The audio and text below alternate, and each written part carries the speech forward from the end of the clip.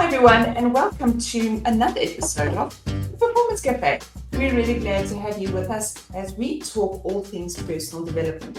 Today is the fifth episode in a series regarding personal development, where we've taken a look at why should we do it, how is it important, how do we do it. We've taken a look from all angles, so feel free to go and check out the entire series.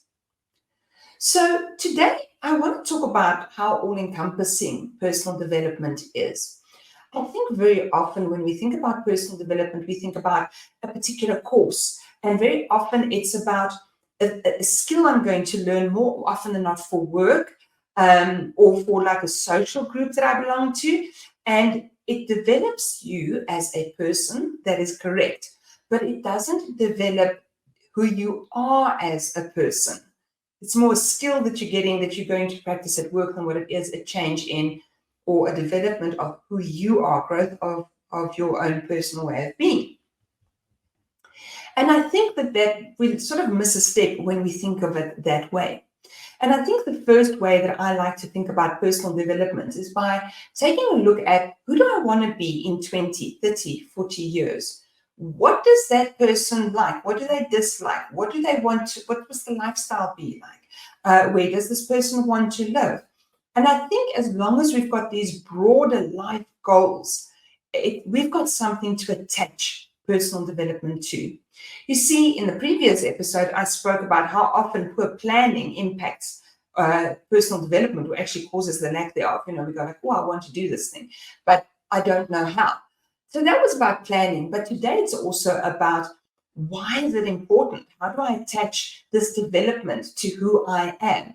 Because the moment it becomes important to me, I'm going to be more likely to make that plan and to drive it, and not let it be just another New Year's resolution that's left by the wayside. So the reason we want to talk about this today is that I think we sometimes miss out on personal life transformations. So as I said, we'll do something for a skill at work. We won't necessarily do it just for ourselves. When we do the kind of personal life transformation, whether we are reading a book, attending a yoga class, meditating, whether we are active in our community, active in our church, whether we are using something like the services of a coach or a therapist, when we do those things, what we're actually moving is our own self-awareness. It gives us an idea of who we are, what we like, what we dislike, what we will stand for, what we won't stand for. And when I become self-aware, I also start understanding how I react to other people and how they react to me. And this helps me breed emotional intelligence, because if I know that certain things trigger me, I can also understand that they might trigger other people, and therefore I can deal with them with empathy. And so it is that I think that once we start this personal life transformation, we look at improved relationships, because we are enhancing communication skills, our ability to be with each other, our ability to interact with a broad range of other people, because sometimes it also will teach us a certain amount of tolerance for all kinds of diversity, and that makes us easier to communicate and connect with.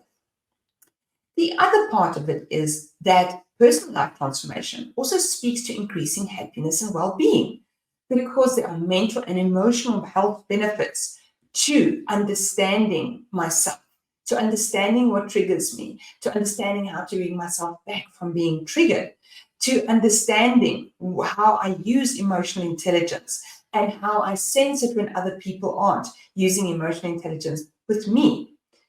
It also, for me, and this is the most important part of it, is personal life transformation is a lot around finding purpose and fulfillment.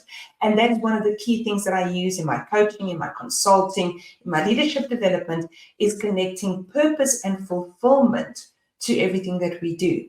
And in that way, we increase our happiness, our well-being, and the moment that we are happier from within, we actually can be people who are easier to connect with, who are easier to relate to. So when we talk about personal life transformation, that's sort of like when we talk about work-life balance, it's the life part of it. But as with work-life balance, there's also professional growth and success. And that is the professional work that we may be more used to. Because you see, we all know that for career advancement, there's a certain amount of skill development, there's a certain career progression. And that's to be, that's to be expected. We all study something in order to become better at it, to master it, to become a specialist in that area. I'm not a coach because I love helping people. I'm a coach because I love helping people, but I've also done international accreditations. I have specific tools that I use. I have specific leadership development frameworks that I work with. You see, so there was that career progression. It's part of career progression, and something that sort of nudges closer towards that life transformation. There's also networking and personal brand building. And again, imagine networking and personal brand building if you don't have self-awareness and if you don't have emotional intelligence, right? It is what we use to connect with other people. It is the way that we interact with others. And our personal brand very much tells about what values we hold. The other part of professional growth and success that's also important to consider is leadership and teamwork. So developing leadership qualities, yes, certainly this is a skill that I will learn for work. But as we say when we do inspired leadership development with our clients, is we say that you cannot lead anyone else if you cannot lead yourself. And so leading yourself brings us back to that life transformation portion, where if I understand who I am and how I react to the world, I understand how to lead myself. I know when I am going to start procrastinating or start, go off on a new tangent because it's more interesting to me than doing routine work. Once I know this, I know how to lead myself. I can then lead others. But I only know this because I'm self-aware and because I've done a lot of that professional and personal growth work. And then, of course, there's no way of getting around it the moment that we are in leadership, not just teamwork, but actually fostering collaboration and team dynamics with our teams and between our team members actually is the next level of that personal development and professional development that we see, where I take what I've learned about myself and my emotional intelligence, and I not only apply it on my team, but I also make sure that my team collaborates and that the team dynamics includes self-awareness from all individuals involved so that we can keep things going. So, Innocent, you say, how does this even work? How, give us a practical example. Well, it's quite interesting. One of the biggest practical examples I've got for you is a coach who came to me. I actually coached his wife as well at a stage, and he said to me, I want to open a business in a different country, and I know I'm actually going to go off course. I know I'm going to get distracted. I know I'm going to get pulled down 1,000 rabbit holes and away from this thing that I want to do. And for him, it was quite interesting because moving to another country was about personal growth, but he was going to use his business to move to the other country, so the business had to grow as well. So you can see where those two halves come together beautifully. And we worked together at it by understanding his personality. We understood his triggers. We understood what frustrates him. We understood what motivates him. And then we sat and we worked on this plan of how he was going to get it done. And within a couple of months, he had actually cracked the nod for the move of the business over to the new country.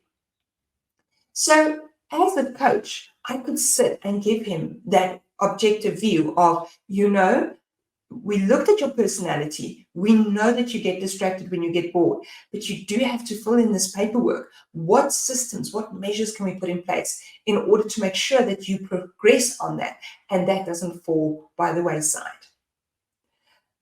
Another client that I've helped, well, actually more than one, so this is a bit of a compound case study, was where someone said to me, I'm really, really battling to move forward with my team. I have this team. I've worked with them for years. For some other reason, we're only 6 or 7 people. It's not a big team. I don't know why I'm not getting anywhere with them. Well, first thing that we did was we went and took a look at this person.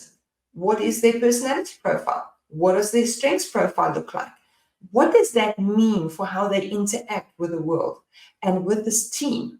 And how does this interact? We actually do checks where we go, what kind of things, what kind of conflicts are there between you and your team? And then how do you think your personality, your strengths profile is contributing to this? Now, the moment that we do this, I'm talking business, but I'm talking about the personality of someone. That's personal transformation, right? Even if it's in the work context. Then I speak about how that gets applied with a team. But if we can solve and bring together this team, then the flip side of it is that at the end of the day, that person goes back home and has a better life balance because they don't have to stress about their work, because they've resolved this issue with the team.